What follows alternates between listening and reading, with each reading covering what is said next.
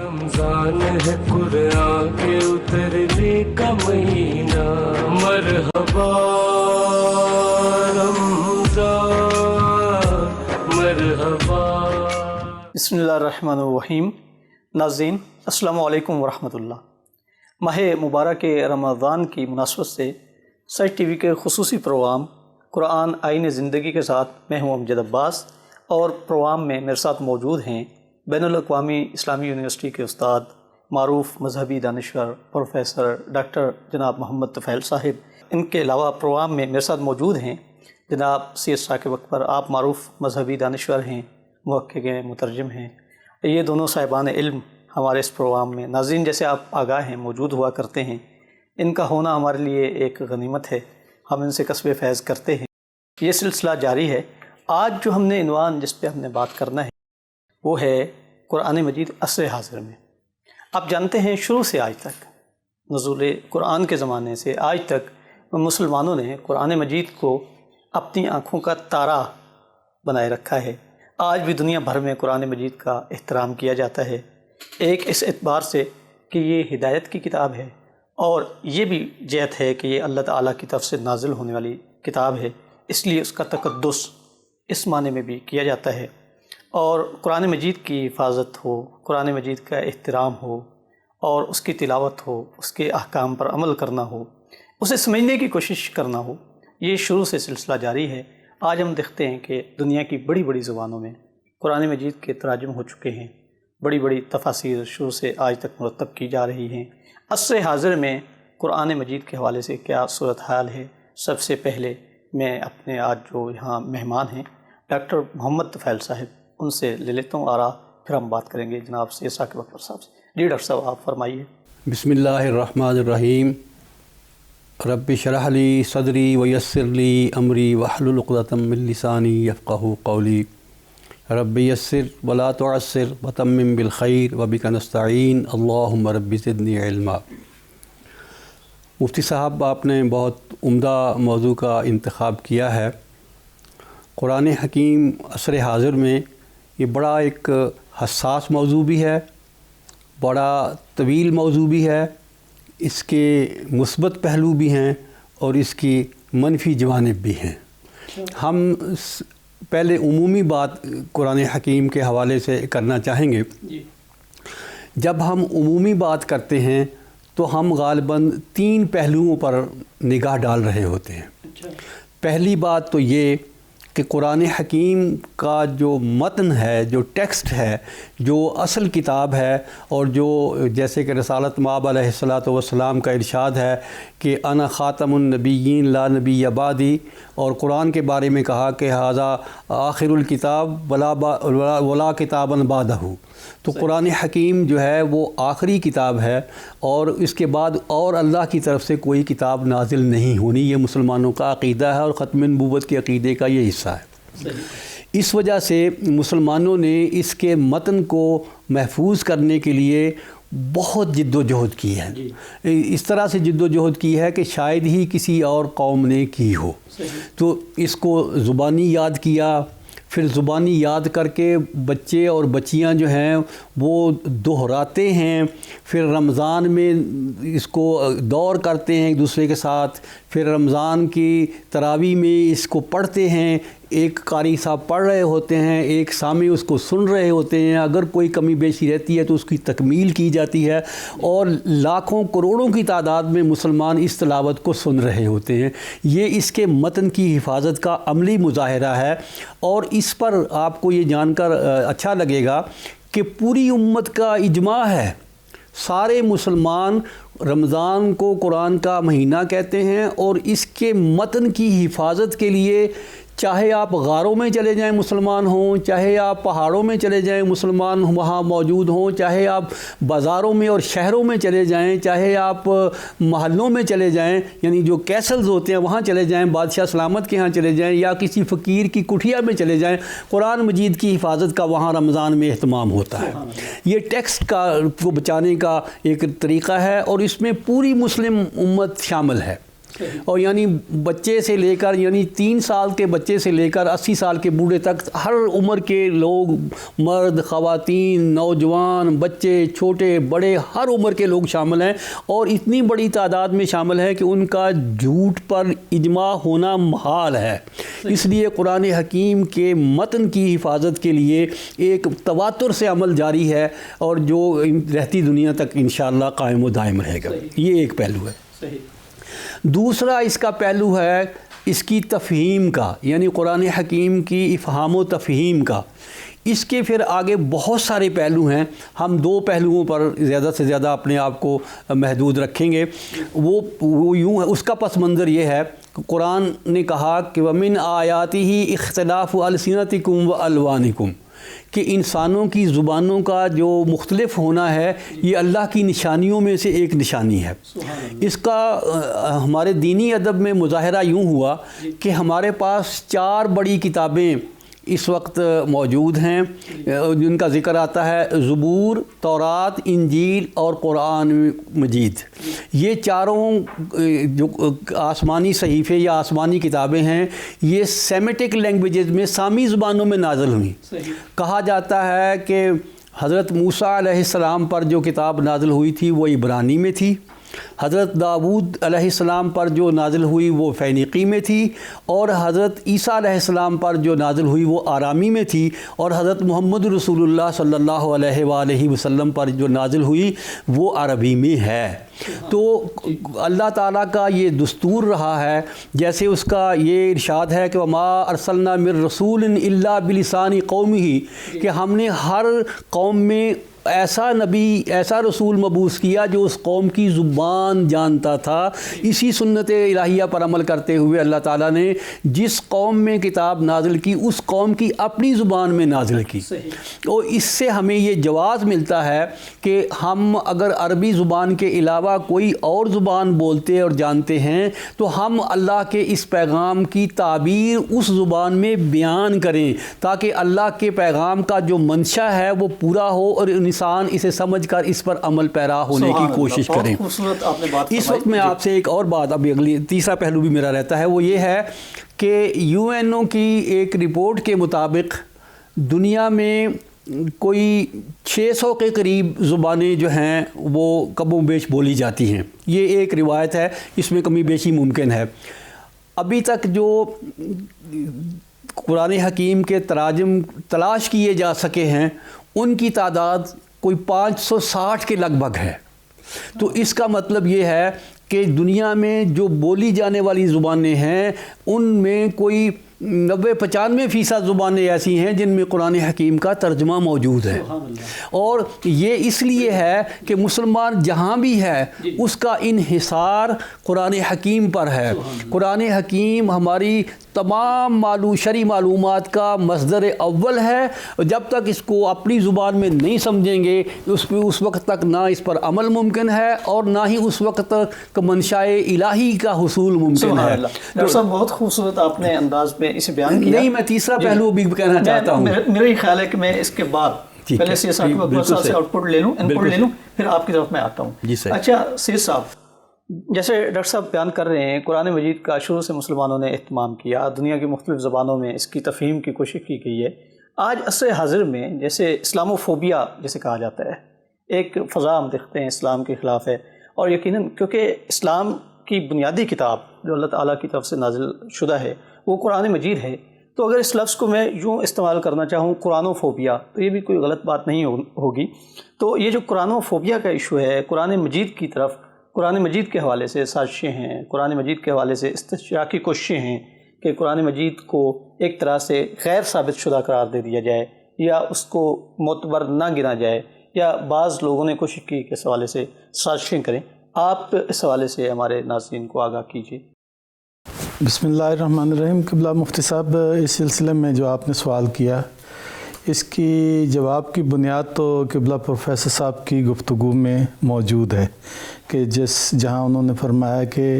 یہ جو قرآن مجید عصر حاضر میں جو آج کا موضوع ہے آپ کا، اس میں اس کے مثبت پہلو بھی ہیں اور کچھ منفی پہلو بھی ہیں اس موضوع کے تحت جس پہ بات کی جانا چاہیے۔ تو منفی پہلو یہی ہے جو اس وقت آپ نے جس کی طرف اشارہ کیا. دیکھیں مسئلہ یہ ہے کہ دین کے دشمن، انسانیت کے دشمن، اباہیت پسند لوگ جی جو یعنی آخرت پہ یقین نہیں رکھتے، خدا پر ایمان نہیں رکھتے، یا ایک پہلو سے آپ کہہ رہے ہیں کہ اسلام کے دشمن ہیں جو، اور وہ سمجھتے ہیں کہ ان کے راستے میں جو سب سے بڑی رکاوٹ ہے وہ اسلام ہے، اور اسلام کا سب سے زیادہ اور پہلا اور مضبوط ترین انحصار جو ہے وہ قرآن حکیم پر ہے. اگر قرآن حکیم سے مسلمانوں کے رابطے کو منقطع کر دیا جائے یا کمزور کر دیا جائے تو ظاہر ہے کہ اسلام ہی کمزور ہو جائے گا اور اسلام کی پیش رفت جو ہے وہ رک جائے گی. تو ظاہر ہے یہ وہ لوگ ایک عرصے سے سمجھ چکے ہیں، اسی لیے قرآن حکیم کے بارے میں طرح طرح کے اشکالات اور چیزیں کبھی کسی پہلو سے کبھی کسی پہلو سے. گزشتہ کو 3 صدیوں کا لٹریچر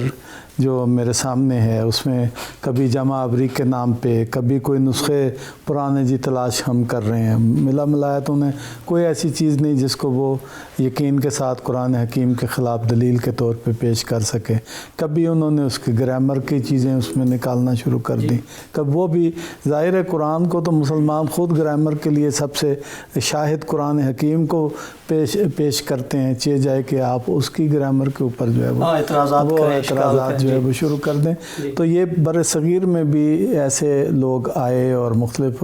جن کا ادیان سے تعلق تھا، یا بعض ایسے لوگ یعنی اب عصر حاضر میں بھی نکالے گئے مسلمانوں کے یعنی خاندانوں کا پس منظر رکھنے والے جو اندر سے دین گریز تھے یا یہ دین سے دور ہو چکے تھے، ان کو قرآن کے خلاف، نبی پاک کے خلاف جو ہے وہ باتیں کرنے کے لیے انہوں نے استعماری قوتوں نے یا دین دشمن قوتوں نے یا شیطانی طاقتوں نے. اس سلسلے میں آپ کو یاد ہوگا کہ ٹیری جونز ایک امریکن پادری تھا، اس نے جناب اعلان کیا قرآن شریف سے بھی ایک جیسے ایسی کتاب ہے جس سے نعوذ باللہ نفرت کی جائے، دنیا کو یہ بتانے کے لیے جی میں فلاں دن اس کو آگ لگاؤں گا اور یہ کروں گا وہ کروں گا. تو اس نے اس سلسلے میں کئی حرکتیں کی. اس سلسلے میں آپ کے ناظرین کے لیے میں یہ عرض کروں کہ عجیب بات ہے کہ ان دنوں جب کہ وہ یہ توہین آمیز اور یعنی بیہودہ حرکتیں کر رہا تھا، سب سے زیادہ کتاب جو کہتے ہیں نا لوگوں نے حاصل کی ہے جو مارکیٹ سے یا لوگوں نے جس میں دلچسپی لی ہے وہ قرآن حکیم ہے. یعنی انہوں نے ادھر سے یہ کوشش کی اور ادھر اللہ تعالیٰ کی آپ منشا دیکھیں کہ اسی کے اندر سے اللہ تعالیٰ نے لوگوں کو دلچسپی پیدا ہوئی، یار یہ آخر کیا چیز ہے، اور یہ کہ جس کو یہ جلانے کی کوشش کر رہا ہے یا جس کے خلاف یہ اس طرح کی ہرزہ سرائی ایک آدمی کر رہا ہے. تو لوگوں نے زیادہ سے زیادہ غیر مسلموں نے اور عیسائیوں نے جو ہے مسیحیوں نے اس کا مطالعہ کیا. اس دور میں سب سے زیادہ یعنی وہاں کے کلیساؤں نے اور وہاں کے پادریوں نے جس کتاب کی خواہش کی مسلمانوں نے ان کو پہنچایا وہ یہی قرآن حکیم ہے. اچھا یہ اسی طرح اس سے پہلے جو آپ کو پتہ ہے کہ رشدی جو ہے منحوس، اس کا واقعہ ہوا، اس نے ایک ناولٹک انداز سے قرآن حکیم کے خلاف جو ہے وہ ایک جسارت کی اور کتاب آیات شیطانی کے نام سے لکھی. تو آپ یہ دیکھیں کہ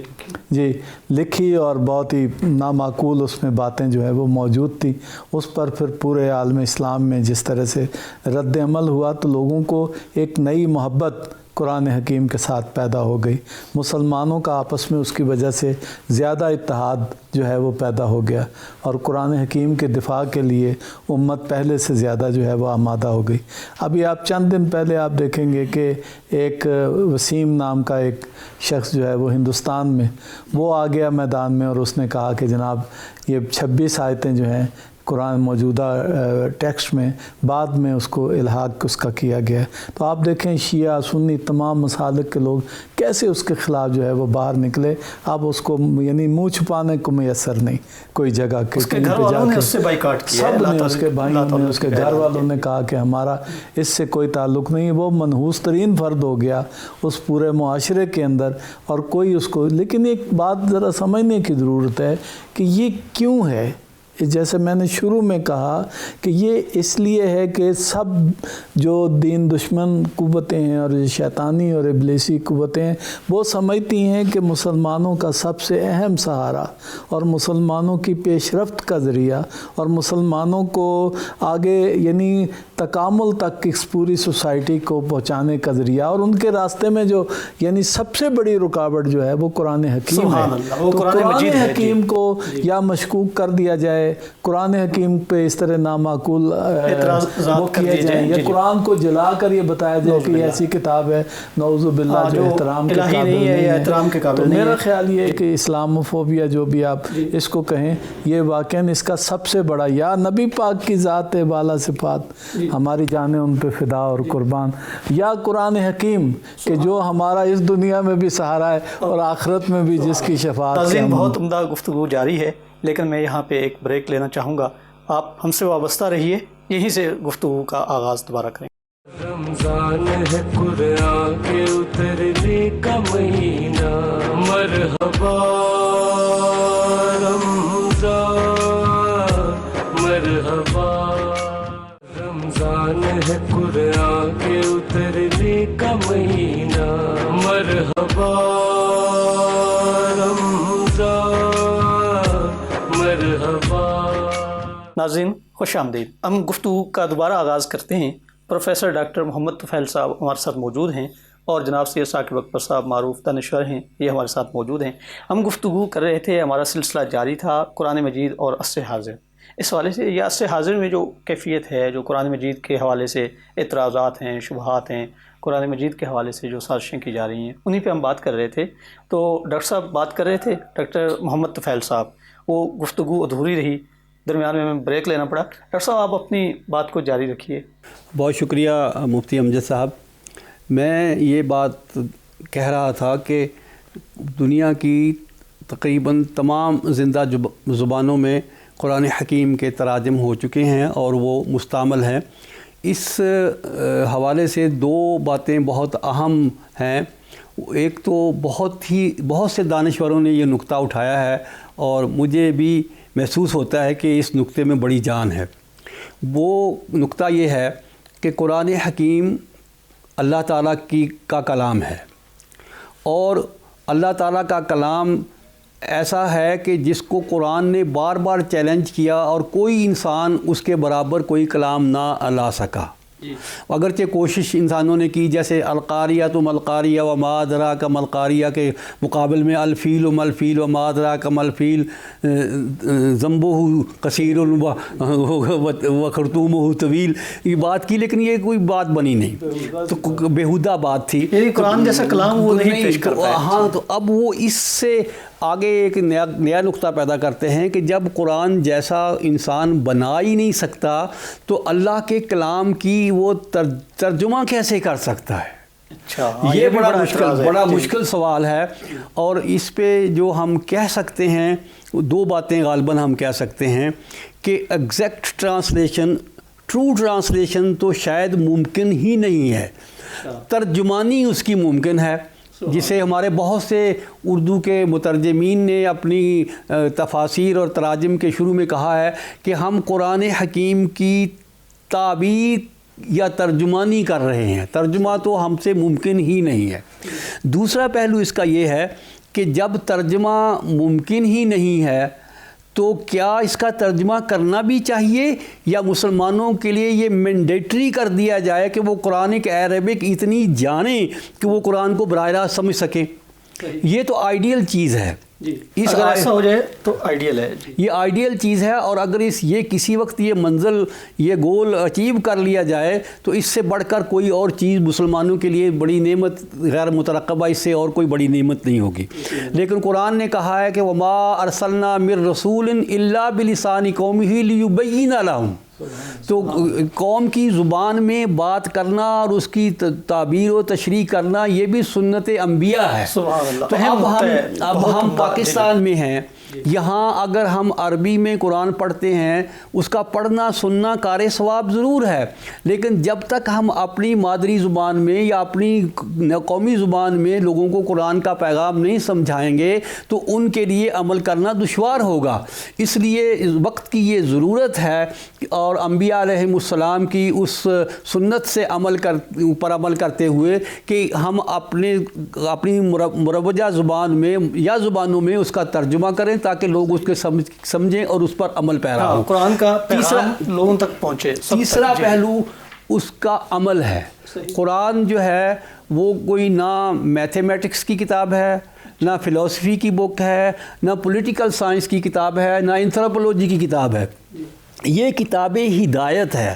اور اس کی جو آیات ہیں اس میں 600 کے قریب ایسی آیات ہیں جو حلال و حرام کو بیان کرتی ہیں، جو حلت و حرمت کا درس دیتی ہیں، اور مسلمانوں کا اگرچہ سب آیات کا پر سمجھنا جاننا عمل کرنا مسلمانوں پر لازم ہے، لیکن آیات الاحکام وہ ہیں جس سے ہیومن لائف ریگولیٹ ہوتی ہے۔ تو اس لیے اس کا تیسرا پہلو ہے اس پر عمل کرنے کا، اس کے احکام پر عمل کرنے کا، کہ اس میں جو حلال ہے اسے حلال سمجھا جائے اور جو حرام ہے اسے حرام سمجھا جائے۔ آج اگر ہم دنیا کی آبادی کا جائزہ لیں تو اگر وہ 6 ارب انسان اس کائنات میں بستے ہیں تو ان میں کم و بیش 2 ارب مسلمان ہیں، جو ہر تیسرا فرد جو ہے وہ مسلمان ہے اس کائنات میں۔ اور آپ قرآن کے احکام پر عمل کا یہ پہلو اپنے ذہن میں لائیں کہ جب آکلینڈ میں سورج نئے دن کا یا صبح صادق طلوع ہوتی ہے تو وہاں سے فجر کی اذان اور نماز کی ادائیگی کا آغاز ہوتا ہے، اور جب 24 گھنٹے بعد سورج جا کر آخری جگہ جہاں غروب ہوتا ہے وہاں بھی اذان ہوتی ہے مغرب کی اور نماز ہوتی ہے۔ تو گویا قرآن کے جو احکام ہیں ان پر مسلمان امت مسلمہ کاربند ہے، اور جہاں جیسے اس نے اس کے متن کی حفاظت کی، جیسے اس کی تعبیر اور احکام کی حفاظت کی، ویسے ان احکام پر اپنی عملی زندگیوں میں نافذ کیا۔ اور آج بھی کوئی 1450 سال سے زیادہ عرصہ گزرنے کے باوجود مسلمان اقیموا الصلاۃ وآتوا الزکاۃ وأطیعوا الرسول اور واعتصموا بحبل اللہ جمیعا، جتنی یہ آیات احکام ہیں ان پر عمل پیرا ہیں۔ یہ قرآن حکیم کی ایک معجزہ ہے کہ اس کی کوئی ایسی آیت نہیں ہے کہ جس میں کوئی حکم دیا گیا ہو یا کسی چیز سے منع کیا گیا ہو اور مسلمان اس پر اس کائنات میں عمل پیرا نہ ہوں۔ بہت خوبصورت، بہت عمدہ انداز سے آپ نے اسے بیان کیا ہے۔ آغا صاحب، میں آپ کی طرف دوبارہ آپ کا انپٹ لوں گا کہ یہ جو انڈیا میں وسیم رضوی نامی شخص نے دعویٰ کیا کہ قرآن مجید میں 26 آیات اضافی ہیں، جہاں تک میں جانتا ہوں میرا نہیں خیال کبھی قرآن مجید میں اضافے کے حوالے سے کوئی دعویٰ کیا گیا ہو۔ بعض لوگوں نے نقل کیا ہے کہ تاریخ میں شاید خوارج کا کوئی گروہ تھا جو سورہ یوسف کو اضافی جانتا تھا کہ شاید یہ قرآن میں بعد میں شامل کی گئی ہو، لیکن وہ آج تاریخ میں ان کا تذکرہ اس طرح موجود نہیں ہے۔ نہ جانے یہ بات درست بھی ہے یا نہ درست ہے۔ یا کہا یہ جاتا ہے کہ بعض لوگوں کے خیال میں معوذتین سورہ والناس اور سورہ فلق یہ ایک طرح سے بطور تعویذ برکتاً اللہ تعالیٰ سے پناہ طلب کرنے کے سلسلے میں نازل ہوئیں۔ تو ایک نظریہ یہ بھی تھا کہ شاید یہ قرآن کا اس طرح حصہ نہ ہوں، دعائیں ہوں۔ اچھا، اس کے علاوہ یہ جو 26 آیات ہیں، ایک تو آپ ہمیں یہ بتائیے کہ یہ کون سی 26 آیات ہیں؟ میں اس طرح تو ہمارے پاس وقت نہیں ہے کہ ہم ایک ایک آیت پہ بات کریں، عمومی مجموعی کہ ان کا کیا ٹاپک ہے جو وہ یہ کہنا چاہتا ہے کہ 26 آیات اضافی ہیں۔ اور دوسرا یہ بتائیے کہ طول تاریخ میں کوئی ایسا کسی نے دعویٰ کیا ہے کہ قرآن مجید باقی تو ٹھیک ہے، یہ حصہ اضافی ہے؟ جی ہاں مفتی صاحب، یہ بڑا ہی اہم سوال ہے اور اس کو لوگوں کو اور خاص طور پہ امت مسلمہ کو سمجھنا چاہیے۔ مسئلہ یہ ہے کہ اسلام اور قرآن کے جو احکام ہیں وہ نہ فقط امت کی پیش رفت کا ذریعہ ہیں بلکہ امت کے دفاع کا بھی ذریعہ ہیں اور امت کے آپس میں اتحاد کا بھی ذریعہ ہیں۔ یہ قرآن بحیثیت مجموعی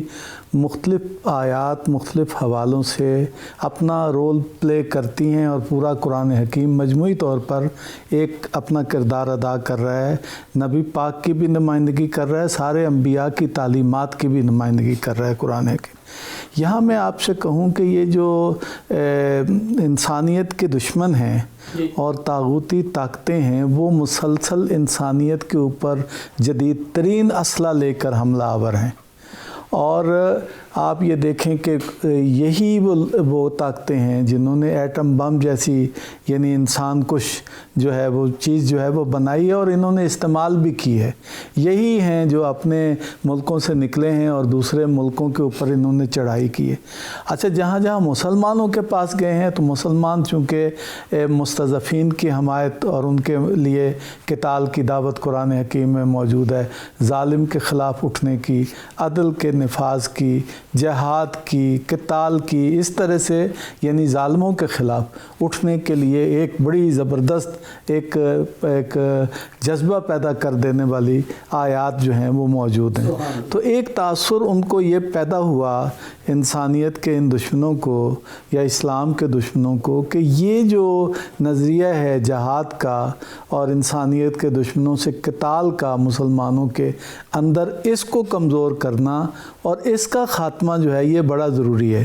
اس کے لیے انہوں نے ایسے افراد کا چناؤ کیا اور خود بھی ایسی تدابیر کی کہ جہاد کو جو ہے وہ گویا دہشت گردی کے برابر قرار دے دیا جائے، اور ظلم کے خلاف جو ہے اٹھنے اور قیام کو جو ہے وہ بھی یعنی اس طرح سے انہوں نے الفاظ استعمال کیے کہ تشدد، انتہا پسندی۔ تو وہ یہ سمجھے کہ قرآن حکیم جیسی کتاب کے اندر چونکہ یہ آیات موجود ہیں، تو مسلمانوں کو ہم جو بھی کہیں گے وہ ان آیات کی طرف جب بھی رجوع کریں گے، قرآن حکیم کا جب مطالعہ کریں گے تو ان سے ان کو وہی پیغام ملے گا جس سے ہم چاہتے ہیں کہ ان کو منقطع کر دیں۔ اس کے لیے یہاں تک صغیر میں تو مفتی صاحب یہاں تک ہوا کہ ایک جعلی نبی انہوں نے کھڑا کیا،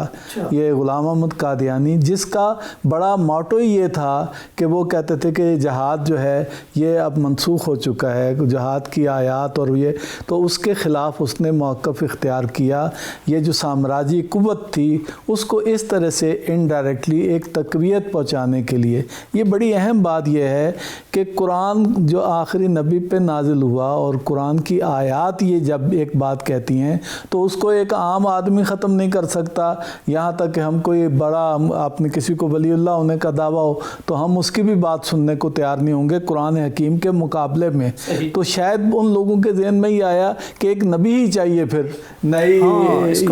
تعبیر کے لیے، اور نئی آیات وہ لے کے آئے جو کہے کہ یہ حکم جو ہے وہ منسوخ ہو گیا۔ تو یہ وسیم رضی والی بات کو آپ اس سارے سینیریو کے اندر آپ سمجھنے کی کوشش کریں۔ اس نے ایسی آیات کی نشاندہی کی ہے کہ جو اس وقت جو وہاں پہ ظلم کرنے والی ایک طاقت ہے، مودی جس کی نمائندگی کرتا ہے، خود وہ قتل عام کر رہا ہے، 2500 انسان وہ گجرات میں جب وہ وزیر اعلیٰ تھا اس کو قتل کر چکا ہے، اور دنیا میں وہ ایک قصاب کے طور پہ، گجرات کے قصاب کے طور پہ مشہور تھا۔ خود ہر جگہ ابھی جو کچھ وہاں پہ وہاں کے کسانوں کے ساتھ وہ ظلم روا رکھے ہوئے ہے، تو یعنی خود وہ کشمیر کے مسلمانوں کے لیے اس نے جو ظلم و ستم روا رکھا ہوا ہے، گویا وہ سب کچھ کہتے رہیں، وہ جو مرضی کرتے رہیں، تو ان کو تقویت کرنے کے لیے یا ان کے ایجنڈے کو تقویت دینے کے لیے اسرائیل کے ایجنڈا جو کہ وہاں فلسطینیوں کا قتل عام کر رہا ہے، باقی استعماری طاقتوں کے ایجنڈے کو تقویت دینے کے لیے یہ لوگ اس طرح کی باتیں کرتے ہیں۔ اور آپ اگر دیکھیں گے تو جن آیات کی اس نے وہاں نشاندہی کی ہے وہ وہی آیات ہیں جو مسلمانوں کے اندر ایک حوصلہ پیدا کرتی ہیں، جو ظلم کے خلاف ابھارتی ہیں، جو مستضعفین کی حمایت کے لیے آواز دیتی ہیں۔ تو یعنی ان آیات کی اس نے نشاندہی کی۔ اس کا مطلب ہے پیچھے وہی ایجنڈا ہے جو آج سے کئی صدیوں پہلے سے یہ استعماری اور ظالم طاقتوں کا ایجنڈا ہے، اور ظاہر ہے کہ مسلمانوں نے اس کو پہلے ان ساری چیزوں کو ریجیکٹ کر دیا۔ اور آج بھی یہ جو ختم نبوت کے مسئلے پہ آپ دیکھیں ہم کتنے سینسیٹیو ہیں، ہم بہت ساری چیزوں پر ہمارا آپ دیکھیں گے کہ ہم چیزوں کو اور طرح سے لیتے ہیں، لیکن جو ہی یہ موضوع آ جائے اور قرآن کا موضوع آ جائے، پاک پیغمبر کا موضوع آ جائے، تو پوری امت کے اندر جو ایک خاص کیفیت پیدا ہو جاتی ہے، اس کو سمجھنے کی ضرورت ہے۔ اس کا مطلب ہے ہم سینسیٹیو ہیں کہ یہ چیزیں نہیں ہم قبول کرنے کے لیے، اور یہی چیزیں حقیقت تو یہ ہے کہ اس سے ہمیں دور کرنے کے لیے ایسے جو ہتھ کنڈے اختیار کیے جاتے ہیں، اور یہی ہمیں ہمیں ایک دفعہ پھر متحد کر دیتی ہیں چیزیں، یہی ہمیں جو ہے وہ ایک نیا جذبہ ہمارے اندر پیدا کر دیتی ہیں کہ ہم دوبارہ ان چیزوں کو دیکھیں. اور واقعاً ایسے اقدامات کے بعد ہم دیکھتے ہیں کہ قرآن مجید سے عقیدت، قرآن مجید سے محبت، اس میں اور اضافہ ہوتا ہے اور لوگ اور زیادہ دقت سے اس کتاب کو دیکھتے ہیں. ڈاکٹر صاحب آپ کیا فرماتے ہیں کہ یہ جو 26 آیات ہیں بالخصوص جہاد سے متعلق، کیا ان کا یہ مطلب ہے کہ آپ کسی کو، جیسے جہاد کا ایک تصور ہے کہ آپ اٹھیں تلوار لے کے اور لوگوں کو مارنا شروع کر دیں، یا جہاں مثلا قرآن میں ہے کہ آپ ظالموں کو ماریں جہاں دیکھیں، یا ان کا تعلق حالات کے ساتھ ہے، مکان و زمان کے ساتھ ہے کہ مثلا اگر آپ موجود ہیں، آپ پہ حملہ کیا جاتا ہے تو آپ کو دفاع کرنا ہے. جیسے عہد رسالت میں ہم دیکھتے ہیں کہ ایسے ہوتا تھا، نبی کریم صلی اللہ علیہ وآلہ وسلم کو اطلاع ملتی تھی کہ ایک گروہ آیا ہے، وہ حملہ کرنا چاہ رہا ہے، تو آپ کو جوابی طور پر اپنا دفاع کرنا ہوتا تھا. یا اس دور میں جو صورتحال تھی کہ آپ نے ظالموں کو روکنا ہے. اچھا دوسرا یہ بھی ہے کہ زندگی میں جد و جہد کرنا ہے آپ نے. تو یہاں جو آیات جہاد ہیں یہ کوئی سیاق و سباق رکھتی ہیں، کوئی ان کا خاص آپ کہہ لیجئے پہلو ہے، یا یہ عمومی حکم ہے کہ جہاں بھی آپ غیر مسلم کو دیکھیں، کافر کو دیکھیں، قتل کر دیں؟ یہ اس پہ ہم دوبارہ بات کریں گے مزید بھی. اب بھی آپ اختصار سے اس پہ بات کر لیں، وقفے کا وقت بھی قریب ہوا چاہتا ہے. جی میں آپ کا شکریہ ادا کرتا ہوں کہ آپ نے آج کا زندہ سوال میری طرف متوجہ کیا. میں اس سوال کا جواب، جیسا کہ آپ کے پاس وقت کی قلت ہے، بعد میں دوں گا. میں قرآنوفوبیا پہ ایک باتیں کہنا چاہتا ہوں. یہ آپ نے بڑی اچھی اصطلاح بیان کی کہ پہلے اسلاموفوبیا تھا اور اس کے پیرالل جو ہے وہ قرآنوفوبیا ہے، اور میں یہ بھی کہوں گا کہ آگے حدیثوفوبیا بھی ہے اور سیرتوفوبیا بھی ہے. یہ ساری فوبیا کی چیزیں ہیں. لیکن میں یہ کہنا چاہ رہا ہوں کہ قرآن کی جو مخالفت والی بات ہے یہ تو عہد رسالت مآب علیہ الصلاۃ والسلام میں ہی شروع ہو گئی تھی. وقال الذین کفروا لا تسمعوا لهذا القرآن والغوا فیہ، کہ کافر آپس میں کہتے تھے کہ قرآن کو نہ سنو، یہ تمہارے دل پر اتنا اثر انداز کرے گا کہ تم اس سے متاثر ہوئے بغیر نہیں رہ سکو گے، اس لیے جب کوئی قرآن پڑھ رہا ہو تو تم شور و غوغا کیا کرو. تو یہ شور و غوغا ہے. تو وہ جو کہتا ہے عرفی تو میندیش غوغائے رقیباں، آواز سگاں کم نہ کند رزق گدارا. تو یہ جو قرآن کے خلاف شور و غوغا اٹھ رہا ہے دنیا میں، یہ تو ہمیں مہمیز لگاتا ہے کہ تم قرآن کے لیے سینہ سپر ہو جاؤ اور اس کی حفاظت کے لیے کھڑے ہو جاؤ، تاکہ تمہاری مسلمانی کی بھی قائم رہے اور مسلمان ہونے کی تمہاری شناخت بھی قائم رہے. قرآن نہیں تو ہم کچھ بھی نہیں ہے. کیونکہ ایک اور حدیث میں رسالت مآب علیہ السلام نے فرمایا لا طاعت المخلوق فی معصیت الخالق. جہاں اللہ تعالیٰ کے حکم کی نافرمانی کا کوئی کہے گا، ہم اس کے قطعی طور پر پابند نہیں ہیں. ہم خالق کے احکام کے پابند ہیں جو قرآن کی شکل میں ہمارے پاس محفوظ ہے. ہم جب تک اس پر عمل کرتے رہیں گے اپنا اسلام بھی اور اپنا اسلامی تشخص بھی برقرار رکھیں گے. ڈاکٹر صاحب بہت عمدگی سے آپ نے بیان کیا. ناظرین یہاں پہ ہمارے بریک کا وقت ہوا چاہتا ہے، ہم ایک بریک لیں گے، اس کے بعد دوبارہ سلسلہ کلام یہیں سے شروع کریں گے. رمضان ہے قرآن کے اترنے کا مہینہ، مرحبا رمضان مرحبا. رمضان ہے قرآن کے اترنے کا مہینہ، مرحبا رمضان مرحبا. خوش آمدید ناظرین. سلسلہ کلام خوبصورتی سے آگے بڑھ رہا تھا، اسی کو ہم جاری رکھتے ہیں. ہمارے ساتھ پروگرام میں موجود ہیں ملک کے معروف مذہبی دانشور جناب پروفیسر ڈاکٹر محمد طفیل اور معروف مذہبی دانشور محقق مترجم مصنف جناب سید ثاقب اکبر صاحب. یہ ہمارے ساتھ پروگرام میں موجود ہیں، صاحبان علم شخصیتیں. ہم ان سے کسب فیض کر رہے ہیں اور یہ بڑی خوبصورتی سے قرآن مجید کے حوالے سے مختلف پہلوؤں پر بات کر رہے ہیں. ناظرین جیسے کہ ہمارے پروگرام کا عنوان ہے قرآن مجید عصر حاضر میں، اسی والے سے ہم بات کر رہے تھے. تو وقفے سے پہلے ہم نے ڈاکٹر محمد طفیل صاحب سے یہ بات کی کہ قرآن مجید میں جو جہاد کی آیات ہیں ان کا آیا کوئی پس منظر ہے خاص، یا قرآن مجید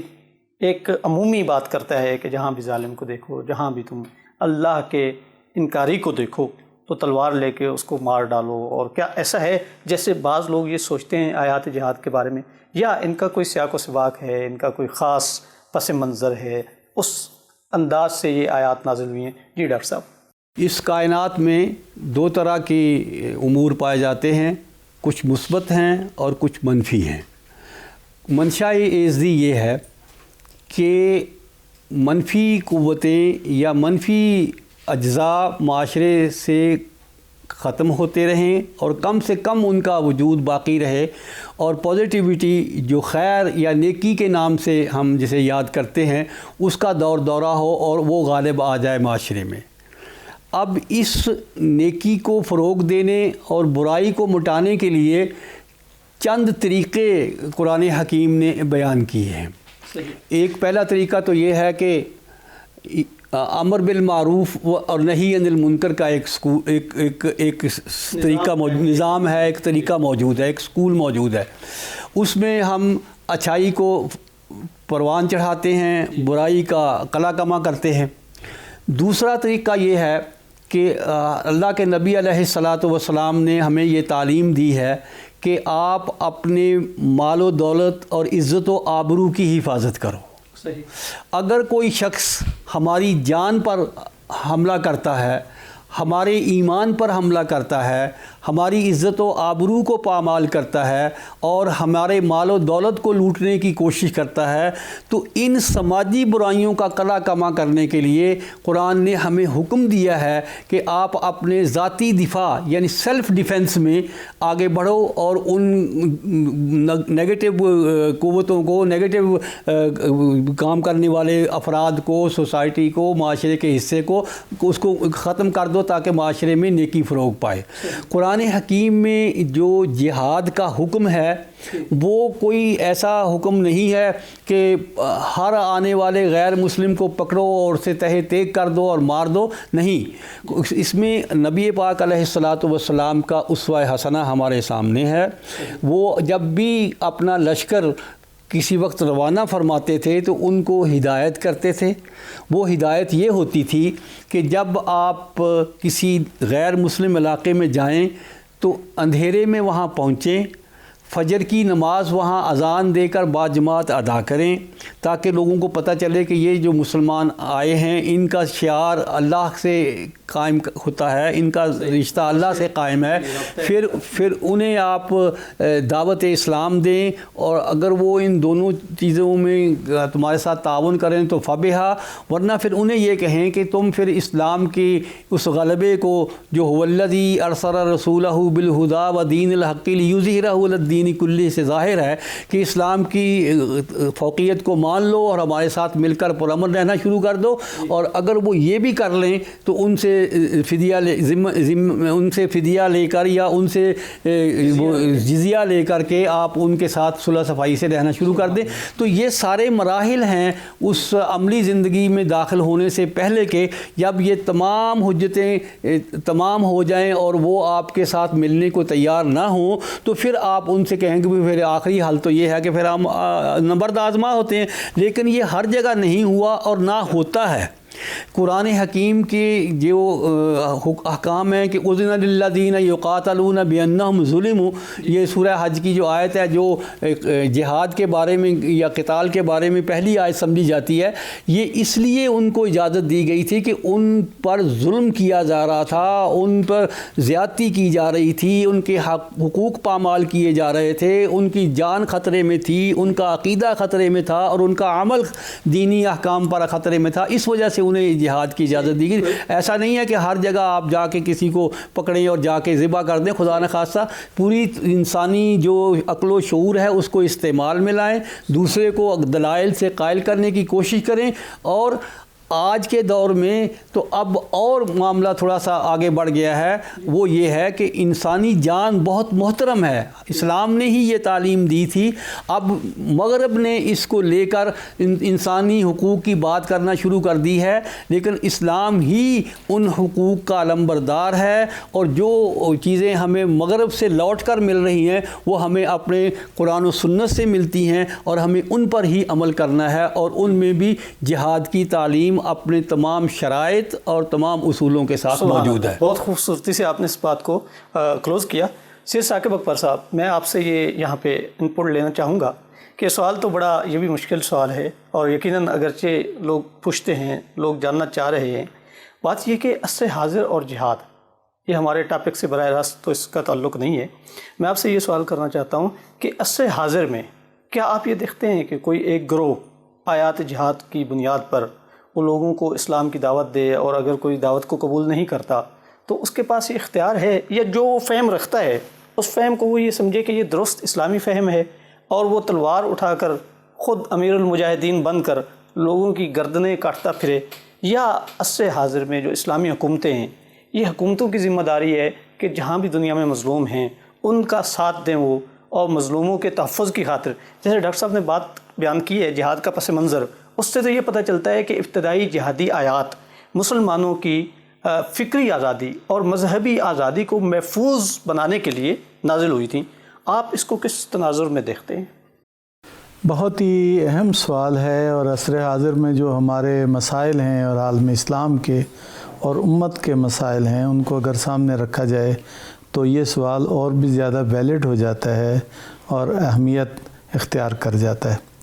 مفتی صاحب، میں یہ گزارش کروں گا کہ بہت ہی ایک بنیادی بات کی ہے پروفیسر صاحب نے کہ نبی پاک کے اسوہ حسنہ ہی سے ساری آیات کو بھی سمجھنا پڑے گا کہ جن کے اوپر قرآن نازل ہوا ہے انہوں نے آخر کار جہاد بھی کیا ہے، انہوں نے ہجرتیں بھی کی ہیں، انہوں نے تبلیغ بھی کی ہے، وہ غیر مسلموں سے ملاقاتیں بھی کی ہیں، تو اس سارے کو نظر انداز کر کے اور قرآن حکیم کی چند آیات کو سامنے رکھ کر اور اپنے آپ کو اس کا مخاطب قرار دے کر اس طرح سے اگر کوئی آدمی تلوار اٹھاتا ہے اور دوسروں کے اوپر پل پڑتا ہے تو میرا خیال یہ ہے کہ اس نے اسلام کے ساتھ انصاف نہیں کیا، قرآن کے ساتھ انصاف نہیں کیا۔ یہی قرآن ہے جو کہتا ہے جادلہم باللتی ہی احسن، دوسروں سے مجادلہ خوبصورتی سے ساتھ کرو، قولوا للناس حسنا، لوگوں سے حسین پیرائے میں بات کرو۔ یہاں تو قید بھی نہیں کہ مسلم غیر مسلم کس سے بھی بات کرو۔ قل یا اہل الکتاب تعالوا الی کلمۃ سواء بیننا و بینکم، اہل کتاب سے کہو کہ آؤ مل کے اس ایک مساوی کلمے پر ہم اکٹھے ہو جائیں جو ہمارے اور تمہارے درمیان جو ہے مشترک ہیں۔ پھر آگے آیت کا باقی حصہ ہے، یعنی ان کو بھی ایسی ایک یعنی جو کامن ورڈ ہے اس پہ اکٹھا ہونے کی قرآن حکیم اہل کتاب کو دعوت دیتا ہے۔ اسی طرح سے جو مسیحی علماء جو ہے وہ مدینے میں آئے اور نبی پاک سے انہوں نے مناظرہ کیا اور پھر آپ نے ان کو مباہلہ کی پیشکش کی، جب دلائل انہوں نے نہیں مانے تو ان کے ساتھ مباہلہ کیا۔ جب انہوں نے نماز اور ان کی عبادت کا وقت ہوا تو ان کو آپ نے مسجد نبوی میں نماز پڑھنے کی اجازت دی۔ اگر وہاں کے ان کے بچوں نے اگر مسجد کو نجس کر دیا تو آپ نے ہاتھوں سے اس مسجد کو آپ نے پاک کیا۔ جب وہ مباہلہ سے انہوں نے ہاتھ اٹھا لیا تو ان کے ساتھ جو امن کی شرائط طے کی تو کہا میرے بعد ساری امت آئندہ بھی اس معاہدے کی جو ہے وہ پابند ہے۔ تو اگر اس ساریت یہ دیکھیں کہ ان پہ ظلم ہوا یا ان کے ساتھیوں پہ ظلم ہوا، ہجرت حبشہ وجود میں آئی، ان پہ اور ان کے ساتھیوں پہ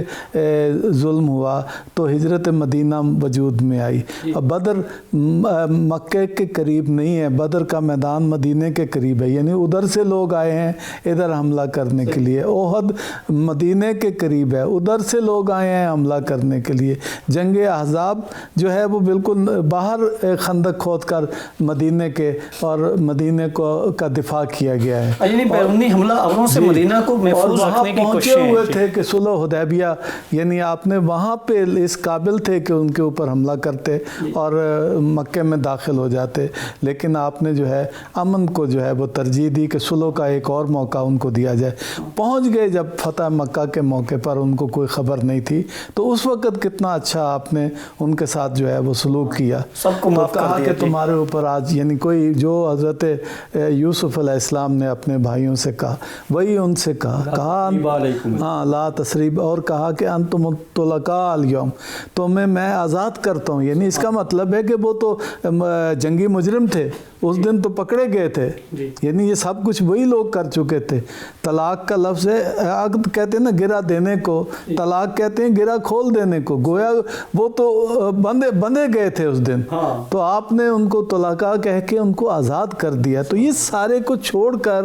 ان آیات کی جو چند ایک نکال کر بعض لوگ جو ہے وہ قرآن کہتا ہے تمہیں کیا ہو گیا ہے، تم ان مستضعفین کے لیے جو ہے نہیں نکل نکلتے قتال کے لیے، جن کے مرد، جن کی عورتیں، جن کے بچے کہتے ہیں کہ پروردگار ہم جس بستی میں رہتے ہیں یہاں کے لوگ تو ظالم ہیں، کوئی بھیج جو ہمیں اس بستی سے نکالے، ہمارے لیے کوئی مددگار جو ہے مقرر کرے۔ یعنی دیکھیں کہ کن کی حمایت کے لیے قرآن حکیم کہتا ہے اٹھو اور قتال کرو۔ قرآن ہی ہے جو یہ کہتا ہے کہ تمہیں کسی قوم کی دشمنی اس بات پہ آمادہ نہ کر دے کہ تم جو ہے وہ عدل کو بھول جاؤ، اور قرآن کہتا ہے اے دلو، عدل کرو کہ وہ تقوی کے قریب ترین ہے۔ یہ لہٰذا قتال اور جہاد کا ایسا تصور، یہی وجہ ہے کہ جن لوگوں نے پہلے دور میں صدر اسلام میں یہ راستہ اختیار کیا اسلامی معاشرے میں، اس کو سارے مسلمانوں نے خوارج کہا،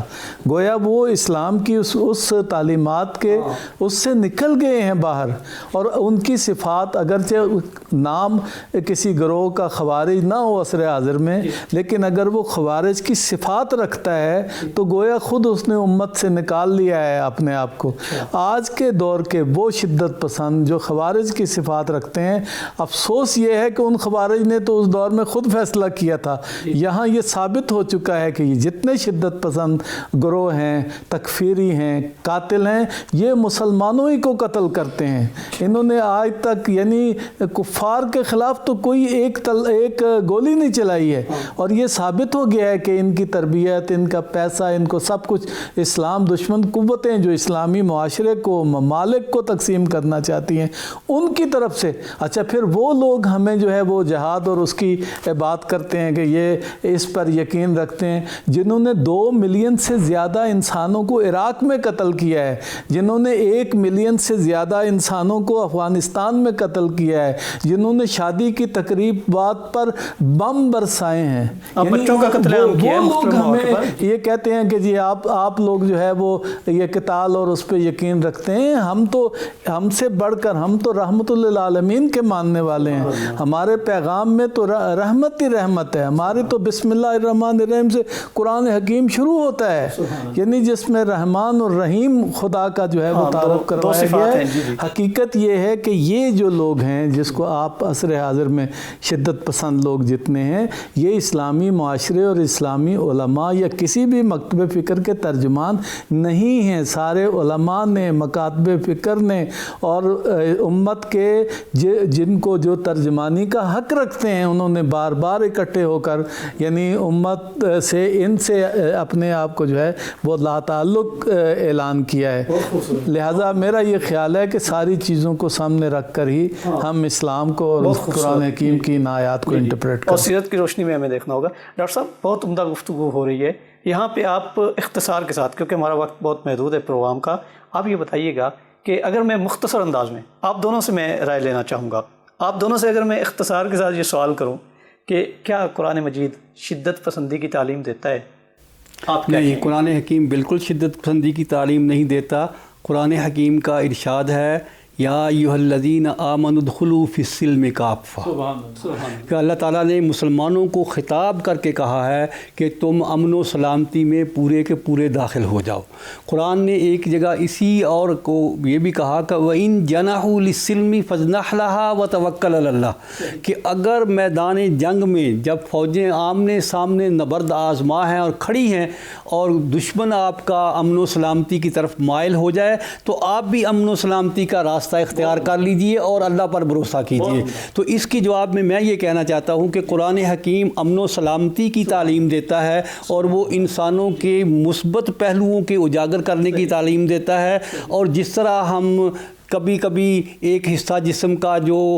بہت ہی زیادہ سرطان زدہ ہو اس کو ختم کر دیتے ہیں، اسی لیے بعض ناپسندیدہ عادات اور اطوار کو ختم کرنے کا اسلام نے حکم دیا ہے، ورنہ اسلام میں السلام علیکم کا مطلب یہ ہے کہ ہم دین میں امن اور سلامتی چاہتے ہیں۔ بہت عمدہ۔ اچھا سید ثاقب اکبر صاحب، آپ بھی اس طرح مختصر انداز میں ناظرین کے لیے میں تو اتنی سی بات کہوں گا مفتی صاحب، ہمارے تو دین کا نام ہی اسلام ہے، یعنی جس میں سلامتی اسلام تھی، ہمارا تو پہلا کلمہ ہی السلام علیکم ہے۔ آپ دونوں کا بہت شکریہ، آپ نے بڑی خوبصورتی سے اس جو اسلام کا پیغام ہے، جو قرآن مجید کا پیغام ہے انسان دوستی کا، اسے بھی اجاگر کیا، اور بہت سی غلط فہمیاں تھیں جو آپ دونوں نے دور فرمائیں اور مدلل گفتگو کی۔ میں آپ کا شکریہ ادا کرتا ہوں۔ ناظرین گرامی قدر، آپ نے ہمارا پروگرام دیکھا، یقیناً آپ کے لیے بہت سی اس میں نئی چیزیں تھیں جو آپ کو سننے سمجھنے کا موقع ملا۔ ہمارے پروگرام کا وقت محدود ہوا کرتا ہے، اسی کے ساتھ ہمارے پروگرام قرآن آئین زندگی کا وقت ختم ہوا چاہتا ہے۔ آئندہ دوبارہ آپ کی خدمت میں حاضر ہوں گے، تب تک کے لیے اجازت دیجیے، اللہ حافظ۔ رمضان ہے قرآن کے اترنے کا مہینہ،